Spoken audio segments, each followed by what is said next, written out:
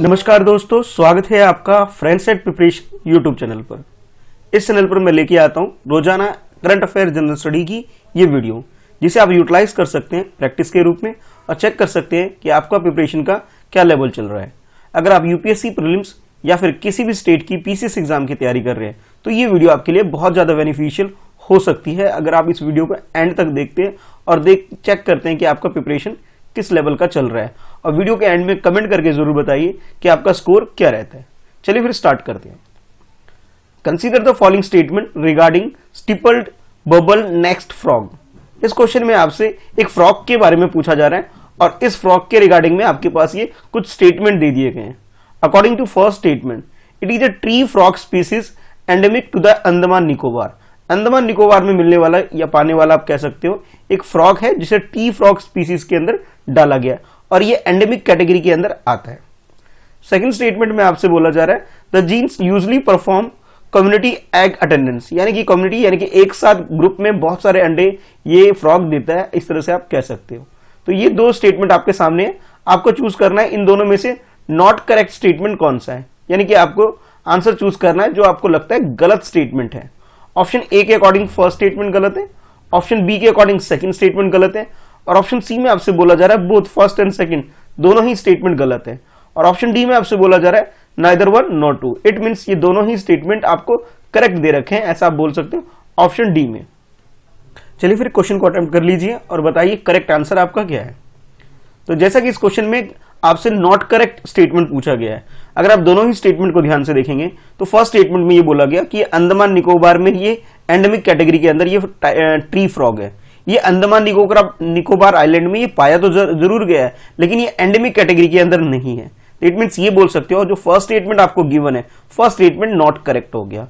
Not correct का एक simple से रीजन ये है कि अभी रिसेंटली इसे डिस्कवर किया गया है इस फ्रॉग को, और इसे जिस साइंटिस्ट ने डिस्कवर किया है वो श्रीलंकन बेस्ड है, यानी कि एक श्रीलंकन साइंटिस्ट ने इसे डिस्कवर किया है और उसकी नाम की वजह से जो श्रीलंकन साइंटिस्ट का नाम है टैक्सोनोमिस्ट जिसे हम बोल सकते हैं, जिसका नाम है रोहन पैथियागोडा, उसके नाम से ही इस स्पीसीज का नाम भी रखा गया है रोहनसिलैक्स पिटोटस, ये नाम इस फ्रॉग का रखा गया है। तो फर्स्ट स्टेटमेंट हमारा गलत हो गया, बाकी सेकंड स्टेटमेंट हमारा करेक्ट है जिसमें ये बोला गया कि ये जो फ्रॉग है वो कम्युनिटी एग अटेंडेंस प्रोवाइड करता है, यानी कि एक ही टाइम पे काफी सारे एग प्रोवाइड करता है। इवन ये माना जाता है कि वन लीफ के ऊपर, एक पत्ते के ऊपर ये 50 प्लस यानी 50 से ज्यादा एग दे देता है, इतना स्मॉल साइज का ही होता है। तो आप ये कह सकते हो सेकंड स्टेटमेंट करेक्ट है, फर्स्ट स्टेटमेंट गलत है और आपसे गलत स्टेटमेंट यानी कि नॉट करेक्ट स्टेटमेंट पूछा गया था, इस वजह से आपका आंसर ए हो जाता है। With reference to Association of Southeast Asian Nation ASEAN, consider the following statement। इस क्वेश्चन में आपको association of south east Asian nation के बारे में पूछा जा रहा है और जिसको शॉर्ट फॉर्म में हम एशियान भी बोल देते हैं। उसके रिगार्डिंग में आपके पास ये फर्स्ट स्टेटमेंट है। According to first statement, ASEAN is a regional grouping of India and south east Asian nation. ये एक तरह का ग्रुप है कुछ कंट्री का जिसमें इंडिया भी इंक्लूड है, आप इस तरह से समझ सकते हैं। और सेकंड स्टेटमेंट में आपसे बोला जा रहा है कि Asian is the second largest trading partner of India, और ये हमारी कंट्री का सेकंड लार्जेस्ट पार्टनर है जिसके साथ हम ट्रेड वगैरह करते हैं। तो ये दो स्टेटमेंट आपके सामने है, आपको चूज करना है कि करेक्ट स्टेटमेंट कौन सा है। ऑप्शन ए के अकॉर्डिंग फर्स्ट स्टेटमेंट करेक्ट है, ऑप्शन बी के अकॉर्डिंग सेकंड स्टेटमेंट करेक्ट है। अगर हम बात करें ऑप्शन सी, तो इसमें दोनों ही स्टेटमेंट फर्स्ट एंड सेकंड दोनों ही स्टेटमेंट आपको करेक्ट दे रखा है। और ऑप्शन डी में आपसे बोला जा रहा है neither one nor two. It means ये दोनों ही स्टेटमेंट फर्स्ट और सेकंड दोनों ही स्टेटमेंट गलत है। तो आपके अकॉर्डिंग करेक्ट आंसर क्या है ये आपको चूज करना है। तो क्वेश्चन को अच्छे से अटेम्प्ट कर लीजिए। तो एशियन के बारे में अगर हम डिटेल से जाने तो एशियन साउथ ईस्ट एशिया के अंदर 10 कंट्री का एक ग्रुप है, ठीक है। और ये जो ग्रुप फॉर्म किया गया था ये इकोनॉमिक, पॉलिटिकल और सिक्योरिटी कोऑपरेशन को ध्यान में रखते हुए इस ग्रुप को क्रिएट किया गया था। और इसे जब क्रिएट किया गया था उस वो डेट है 8 अगस्त 1967, जब बैंकॉक के अंदर एक डिक्लेरेशन हुई थी, एक मीटिंग हुई थी कुछ कंट्री के बीच में, जब इसे स्टैब्लिश किया गया था। यानी कि आप ये बोल सकते हो कि भी ये जो इसका जो फाउंडेशन हुआ था ये बैंकॉक डिक्लेरेशन के बाद हुआ था और बैंकॉक है थाईलैंड के अंदर। और इसमें जो फाउंडर कंट्री आप बोल सकते हो वो इंडोनेशिया, मलेशिया, फिलीपींस, सिंगापुर और थाईलैंड है। बाद में कुछ और भी कंट्री इसे ज्वाइन कर लेती है और आज की डेट में इसमें 10 मेंबर कंट्री है, जिसमें बुरनई, Cambodia, Indonesia, Laos, Malaysia, Myanmar और फिलीपींस, सिंगापुर थाईलैंड और वियतनाम जैसी कंट्री है। अगर हम अपनी कंट्री को बात करें तो हमारी कंट्री जब इसके साथ ट्रेड करती है, यानी ये जो 10 कंट्री आप देख रहे हैं इसके साथ ट्रेड करते हैं, ये जो एरिया आता है हमारा नॉर्थ ईस्ट का एरिया आता है, ठीक है। नॉर्थ ईस्ट के साथ ये म्यांमार के साथ ऐड है, ये आप कह सकते हो, ये एशियन ग्रुप हमारी कंट्री के साथ। और जब हमारी कंट्री इसके साथ ट्रेड करती है तो उसे एशियन +1 बोला जाता है, यानी कि 10 तो एशियन मेंबर हो गया, 1 जो हो गया वो इंडिया हो गया, यानी कि आप ये कह सकते हैं एशियन +1 जब हम कहेंगे ये ग्रुपिंग हुई। तो इट मींस ये कह सकते हो कि जो फर्स्ट स्टेटमेंट आपको दे रखा था कि इंडिया इसका पार्ट है, इंडिया इसका पार्ट नहीं है, ये रॉन्ग स्टेटमेंट है।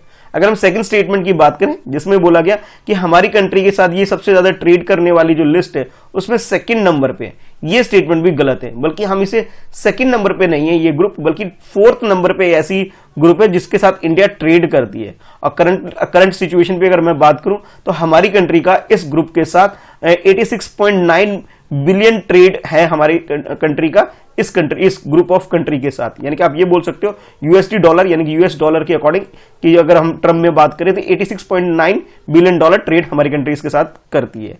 और अगर हम पॉपुलेशन की बात करें इन 10 कंट्री में तो ऐसा माना जाता है कि 650 मिलियन पॉपुलेशन वर्ल्ड की इस ग्रुप के अंदर है। और पूरे इस ग्रुप का अगर हम ट्रेड बात करें, जीडीपी की बात करें तो वो है यूएस डॉलर के अकॉर्डिंग 2.8 ट्रिलियन, ठीक है। तो करेक्ट आंसर हमारा ऑप्शन डी हो जाता है। दोनों ही स्टेटमेंट फर्स्ट और सेकंड दोनों ही आपको गलत दे रखे हैं। बाकी आप ये सारी कंट्री देख सकते हैं कि कौन कौन सी कंट्री है और कहां इसकी लोकेशन है इस पिक्चर को देख करके, ठीक है। चलिए देखते हैं next question. With reference to Atmanirbhar Bharat Rozgar Yojana consider the following statement. इस क्वेश्चन में आपसे आत्मनिर्भर भारत रोजगार योजना के बारे में पूछा जा रहा है। उसके रिगार्डिंग में ये फर्स्ट स्टेटमेंट है जिसमें बोला जा रहा है it will provide subsidy for the prudent fund contribution, यानी कि जो एम्प्लॉय जो भी काम करते हैं उसका जो पीपीएफ होता है, यानी कि आप कह सकते हो प्रूडेंट फंड होता है, उसमें कंट्रीब्यूशन के लिए एक तरह से सब्सिडी प्रोवाइड की जाएगी इस योजना के तहत। और सेकंड स्टेटमेंट में आपसे बोला जा रहा है कि establish registered with the EPFO will be eligible under the scheme. इस स्कीम के अंदर सिर्फ वो फर्म या कंपनी एलिजिबल होगी जो कि ईपीएफओ के अंदर रजिस्टर्ड है। तो इसके रिगार्डिंग में आपके पास ये 4 स्टेटमेंट है, 2 स्टेटमेंट थे आपके पास, ये 4 ऑप्शन है आपके पास। इन चारों ऑप्शन में से आपको करेक्ट स्टेटमेंट के अकॉर्डिंग आपको अपना आंसर चूज करना है। ऑप्शन ए के अकॉर्डिंग फर्स्ट स्टेटमेंट करेक्ट है, ऑप्शन बी के अकॉर्डिंग सेकंड स्टेटमेंट करेक्ट है, ऑप्शन सी में आपसे बोला जा रहा है बोथ फर्स्ट एंड सेकंड दोनों ही स्टेटमेंट करेक्ट है। अगर हम बात करें ऑप्शन डी की तो इसमें आपसे बोला जा रहा है neither one not two, it means ये दोनों ही स्टेटमेंट गलत है। तो आत्मनिर्भर भारत रोजगार योजना को ध्यान में रखते हुए आपको ये क्वेश्चन अटेम्प्ट करना है। तो इस क्वेश्चन की अगर हम बात करें, इस क्वेश्चन में दोनों ही स्टेटमेंट फर्स्ट भी और सेकंड भी दोनों ही स्टेटमेंट आपको बिल्कुल करेक्ट दे रखे हैं। यानी कि आप ये बोल सकते हो कि आत्मनिर्भर भारत रोजगार योजना जो है ये हमारी कंट्री में एक योजना, एक स्कीम इंप्लीमेंट की गई है और इसका जो मेन मकसद है या जिस एम से इस स्कीम को लाया गया वो ये है कि न्यू अपॉर्चुनिटी क्रिएट करनी है एम्प्लॉयमेंट की। और ये जो लाया गया कोविड-19 की वजह से जो जॉब लॉस हो रहा है उसको ध्यान में रखते हुए कि भाई इकोनॉमी को रिकवर करने के लिए इस तरह की स्कीम गवर्नमेंट के द्वारा स्टार्ट की गई है। बेसिकली इसके अंदर ये होता है कि जो भी फर्म रोजगार प्रोवाइड करती है यानी कि एम्प्लॉयमेंट अपॉर्चुनिटी प्रोवाइड करती है उसे एक तरह से सब्सिडी दी जाती है गवर्नमेंट की तरफ से उसके प्रोविडेंट फंड कंट्रीब्यूशन के अंदर। यानी कि आप ये बोल सकते हो फर्स्ट स्टेटमेंट बिल्कुल करेक्ट है। और उसके लिए ध्यान ये रखना होता है जो ईपीएफओ की जो वेबसाइट है यानी कि एम्प्लॉयमेंट प्रोविडेंट फंड ऑर्गेनाइजेशन की जो वेबसाइट है वहां पर वो फर्म रजिस्टर्ड होनी चाहिए और रजिस्टर्ड के साथ साथ यहाँ पे 50 ऐसे एम्प्लॉय होने चाहिए, ये इसकी मिनिमम क्राइटेरिया है। और ये भी माना जा रहा है कि इस टाइम अगर आपको इसको बेनिफिट उठाना है, बेनिफिट उठाने के लिए एटलीस्ट 5 न्यू एम्प्लॉय को आपको जॉब प्रोवाइड करना है, ये टारगेट आपका होना चाहिए। तो इस हिसाब से आप ये बोल सकते हो दोनों ही स्टेटमेंट फर्स्ट भी करेक्ट है और सेकंड भी करेक्ट है। तो हमारा आंसर जो हो जाएगा ऑप्शन सी हो जाएगा। With reference to Swarna Jayanti fellowship scheme consider following statement. इस क्वेश्चन में आपसे स्वर्ण जयंती फेलोशिप स्कीम के बारे में क्वेश्चन पूछा जा रहा है और उसके रिगार्डिंग में आपके सामने ये कुछ स्टेटमेंट है। According to the first statement it provide special assistance and support to the young scientists for the basic research in the science and technology। Science and technology field के अंदर जो नए यंग साइंटिस्ट है उसे एक तरह से मोटिवेट करने के लिए, असिस्टेंट और सपोर्ट प्रोवाइड करने के लिए ये स्कीम लाई गई जिसका नाम है स्वर्ण जयंती फेलोशिप स्कीम। ये फर्स्ट स्टेटमेंट आपको बोला जा रहा है। और सेकंड स्टेटमेंट में आपसे बोला जा रहा है it is funded by the ministry of education. Ministry of education जिसे पहले एचआरडी मिनिस्ट्री भी बोला जाता था, एक ही बात है, चाहे इसे एचआरडी मिनिस्ट्री बोलते हैं या मिनिस्ट्री ऑफ एजुकेशन बोलते हैं, एक ही टर्म है। हाँ, तो इसके द्वारा ये फंड प्रोवाइड की जा रही है स्कीम के अंदर।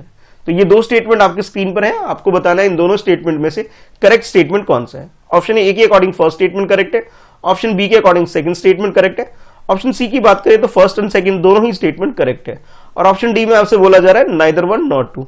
इट मींस ये दोनों ही स्टेटमेंट गलत है। तो करेक्ट स्टेटमेंट आपके अकॉर्डिंग क्या है, चलिए क्वेश्चन को अटेम्प्ट कर लीजिए। स्वर्ण जयंती फेलोशिप स्कीम जो हमारी कंट्री में लाया गया है, वो हमारी कंट्री में जो मेन मकसद है, जो फर्स्ट स्टेटमेंट में आपसे बोला गया, एक तरह से स्पेशल असिस्टेंट प्रोवाइड करना या सपोर्ट प्रोवाइड करना कुछ लिमिटेड सेलेक्टेड यंग साइंटिस्ट को, ताकि उनको रिसर्च करने में एक मोटिवेशन मिले और हमारी कंट्री की जो प्रॉब्लम्स है उनको सॉर्ट आउट की जा सके। तो यानी कि आप ये कह सकते हो कि फर्स्ट स्टेटमेंट बिल्कुल करेक्ट है, जो कि ये कहता है कि साइंस एंड टेक्नोलॉजी फील्ड में अगर कोई रिसर्च करता है तो उसे एक तरह की सब्सिडी प्रोवाइड की जाएगी, एक हेल्प प्रोवाइड की जाएगी इस स्कीम के तहत, जिसका नाम है स्वर्ण जयंती फेलोशिप स्कीम। अच्छा, अब बात करते हैं इसे फंड करने वाली जो ऑर्गेनाइजेशन है, जो डिपार्टमेंट आप बोल सकते हैं, वो हमारी कंट्री में science and engineering research board, जिसे शॉर्ट में SERB भी बोलते हैं, ये इसमें फंडिंग करने का काम करती है। यानी कि आप ये बोल सकते हो मिनिस्ट्री ऑफ HRD या मिनिस्ट्री ऑफ एजुकेशन का कोई लेना देना इसके अंदर नहीं है, बल्कि इसके अंदर कौन सी ministry of science and technology इसके अंदर इन्वॉल्व है। तो आप ये कह सकते हो करेक्ट आंसर हमारा ऑप्शन ए हो जाता है, जिसमें फर्स्ट स्टेटमेंट करेक्ट होने की बात कही जा रही है आपसे। With reference two phase of economy consider following statement, economy की किस तरह की फेज होते हैं उसके रिगार्डिंग में आपसे क्वेश्चन पूछा जा रहा है, और इसमें आपके पास भी अगेन दोबारा से दो स्टेटमेंट दे रखे हैं। फर्स्ट स्टेटमेंट में आपसे बोला जा रहा है the overall output of goods and services is measured annually for the expansionary and recessionary phase. यानी कि आप जानते ही हैं कि हमारी इकोनॉमी के अंदर एक बार अपवर्ड होता है, कभी डाउनवर्ड होता है हमारा जीडीपी। तो ये बोला जा रहा है ये जो फेज होता है, इसे जो मेजर करने का काम किया जाता है, ये एनुअल बेसिस पे आप बोल सकते होता है, और जिसमें एक्सपेंशन कितना हो रहा है उसे और जो रिसेशन कितना आ रहा है उसे, इन दोनों टर्म्स के हिसाब से इसे मेजर किया जाता है एनुअल बेसिस पे। ऐसा फर्स्ट स्टेटमेंट में आपसे बोला जा रहा है। According to second statement, the business cycle is created by the clubbing together expansionary and recessionary phases. अच्छा, ये बोला जा रहा है बिजनेस साइकिल की अगर हम बात करें तो बिजनेस साइकिल के अंदर दो चीजें इंक्लूड की जाती है, जिसमें आपसे बोला जा रहा है कि फर्स्ट जो है वो क्लब जो किया जाता है वो एक्सपेंशन, यानी कि जितना भी हमारे जीडीपी में अपवर्ड जो हम देखते हैं कोई इंक्रीज होता है उसकी बात की जा रही है। और दूसरा आपसे बोला जाए जो रिसेशन आ जाता है, यानी कि जब हमारा इकोनॉमी डाउन चला जाता है, दोनों चीज को क्लब करके हम बोल सकते हैं ये बिजनेस साइकिल हमारा होता है। तो ये दो स्टेटमेंट आपके स्क्रीन पर है, आपको बताना है कि करेक्ट स्टेटमेंट कौन सा है। ऑप्शन ए के अकॉर्डिंग फर्स्ट स्टेटमेंट करेक्ट है, ऑप्शन बी के अकॉर्डिंग सेकंड स्टेटमेंट करेक्ट है, ऑप्शन सी में आपसे बोला जा रहा है बोथ फर्स्ट एंड सेकंड दोनों ही स्टेटमेंट बिल्कुल करेक्ट है, और ऑप्शन डी में आपसे बोला जा रहा है neither one not two. It means ये कह सकते हो ये दोनों ही स्टेटमेंट गलत है। तो आपके अकॉर्डिंग करेक्ट स्टेटमेंट क्या है, क्वेश्चन को अटेम्प्ट कर लीजिए। फेज ऑफ इकोनॉमी की बात करें तो जैसा कि आप इस मैप को, इस ग्राफ को भी देख के समझ सकते हैं कि जब हमारा जीडीपी इंक्रीज होता है, ठीक है, जब हम इंक्रीज होता है तो उसे आप कह सकते हो एक्सपेंशन हो रहा है, ये पीक पर पहुंचता है। और फिर उसके बाद जब डाउनफॉल होता है, इकोनॉमी एक्टिविटी कम हो जाती है, जब ये डाउनफॉल हो जाता है इसे आप रिसेशन बोल सकते हो।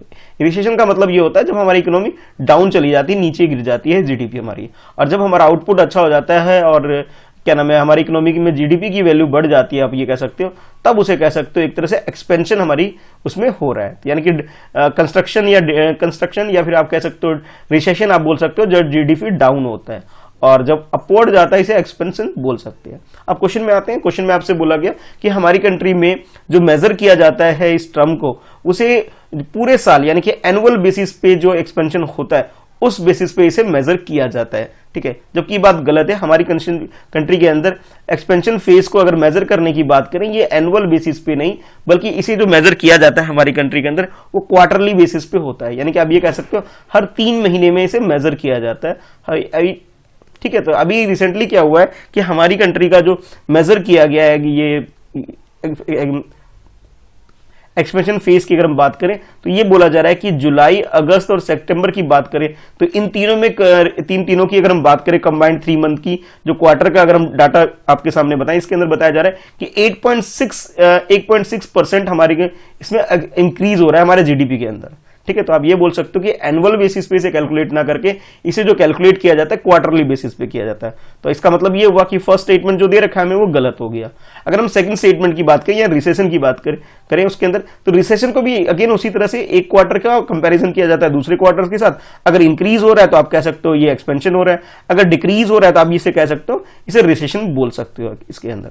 अच्छा, बाकी जो सेकंड स्टेटमेंट आपसे बोला गया कि अगर हम बिजनेस साइकिल की अगर हम बात करें, जिसके अंदर आपसे बोला गया कि जितने भी आउटपुट होते हैं, चाहे अपवर्ड हो रहा है डाउनवर्ड होता है, उसको इसके अंदर इंक्लूड किया जाता है। बिल्कुल सही बात है, ये स्टेटमेंट बिल्कुल करेक्ट है। इसके अलावा इसके अंदर जो एम्प्लॉयमेंट होता है, इनकम होती है और सेल होती है, इन सब चीजों को भी इसके अंदर एक फैक्टर के रूप में इंक्लूड किया जाता है जब हम बिजनेस साइकिल को कैलकुलेट करते हैं। या आप ये बोल सकते हो कि सेकंड स्टेटमेंट करेक्ट होने की वजह से जो हमारा ऑप्शन बी है वो करेक्ट आंसर हमारा हो जाएगा। वीडियो कैसी लगी आपको कमेंट करके जरूर बताइए, और आपका स्कोर क्या रहता है वो भी कमेंट करके बताइए। पहली बार वीडियो को देख रहे हैं तो चैनल को सब्सक्राइब करके बेल आइकन प्रेस कर दीजिए ताकि आपको आने वाली वीडियो की नोटिफिकेशन रिसीव हो सके। चलिए बात करते हैं अब आज के क्वेश्चन की। तो आज का क्वेश्चन आपके लिए ये है कि हमारी कंट्री में जो आरबीआई है, आरबीआई को स्टैब्लिश्ड हमारी कंट्री में कब किया गया था, ठीक है, और आज के टाइम पे आरबीआई की गवर्नर कौन है ये आपको बताना है। ठीक है, फिर मिलते हैं नेक्स्ट वीडियो में friend set preparation YouTube channel पर। बाकी आप रिवीजन कर सकते हैं, जिसके लिए मैंने प्लेलिस्ट का लिंक आपके डिस्क्रिप्शन में दे रखा है इस वीडियो की, और साथ के साथ अगर आप चाहते हैं सोशल मीडिया पर मुझे फॉलो करना, उसका लिंक भी मैंने डिस्क्रिप्शन में दे रखा है। ठीक है।